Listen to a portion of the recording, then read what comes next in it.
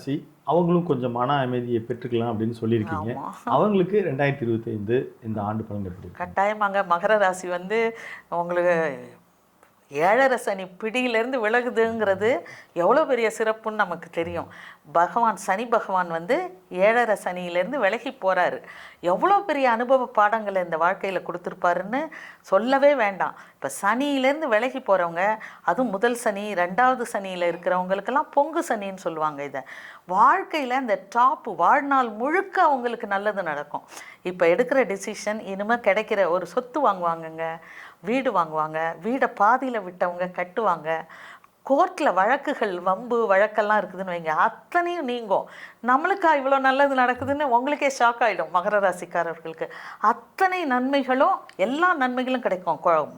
Marriage ஆகும், குழந்தை பிறக்கும், வம்பு வழக்கில் திடீர் அதிர்ஷ்டம் கூட கிடைக்கும். உங்களுக்கு எல்லா நன்மைகளும் மகர ராசிக்கு வரும்.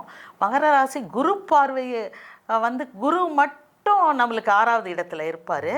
ஆனால் இன்னொரு முக்கியமான இது என்னன்னு கேட்டிங்கன்னா, அதிசாரமாக ஒரு 2 மாதம் குரு வந்து கடகத்துக்கு வர்றாரு. உச்சமடைந்த குரு, கரெக்டாக சொன்னீங்க. உச்சமடைந்த குரு கடக ராசிலேருந்து மகரத்தை 2 மாதம் பார்ப்பாங்க.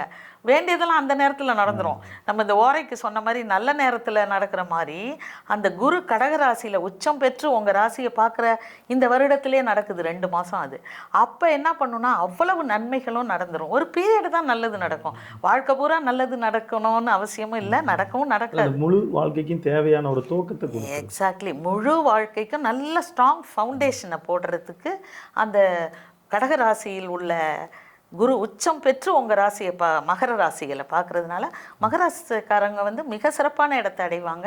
குழந்தைகளும் நல்லா படிப்பாங்க.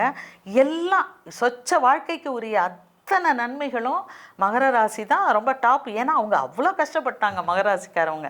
மகராசிக்காரவங்களை போய் கேளுங்க, நீங்கள் சொல்கிறீங்க நடக்குமா, நம்ப கூட மாட்டாங்க. ஆனால் நம்புங்க, நிச்சயமாக நடக்கும். மிகப்பெரிய வெற்றி அடைகிற ராசி எதுன்னா மகர ராசியாக தான் இருக்க முடியும். மகர ராசிக்காரவங்களுக்கு ஸ்பெஷலாக என்னுடைய வாழ்த்துக்கள். அவர்களுடைய வெற்றியை சுவைக்க, அதை அனுபவிக்க நீங்கள் ஒரு வழிபாட்டை சொல்லுவீங்க. மகர ராசிக்காரவங்களுக்கு வந்து எப்போவுமேனா மகாலட்சுமி வழிபாடு. இப்போ வந்து நிறைய உங்களுக்கு வந்து பண வரவு வரப்போகுது. அதனால் குபேர வழிபாடு பண்ணுங்க. குபேர வழிபாடுன்னு சொல்லுவாங்க. மகாலட்சுமியை கும்பிடுங்களேன். உங்களுக்கு 5வது ஸ்தானம் சுக்கிரன் தானே. 5வது சுக்கிரன்னாலே மகாலட்சுமி. மகாலட்சுமி வழிபாடு பண்ணணும். சிவ வழிபாடு. சனிக்கு வந்து காலபைரவர் வழிபாடு மகர ராசிக்கு சொல்லுவாங்க. எப்போவுமே காலபைரவருக்கு திராட்சை, கருப்பு திராட்சை மாலை போட்டு வழிபாடு செய்கிறது ரொம்ப நல்ல இதை கொடுக்கும்.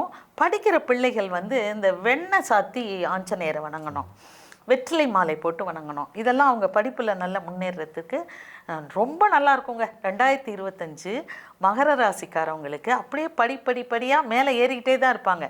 செட்பேக்கே இருக்காது. அந்த உச்சத்தை தொடுவாங்கன்னு சொல்லுவாங்கள்ல, அந்த இமயம் அதை காணாது எனது உயிர் போகாதுன்னு பாடுவார் ரஜினிகாந்த். அது மாதிரி அந்த டாப் லெவலை அடிஞ்சு முடிக்க போகிற ராசி எதுன்னு கேட்டால் மகர ராசி தான்.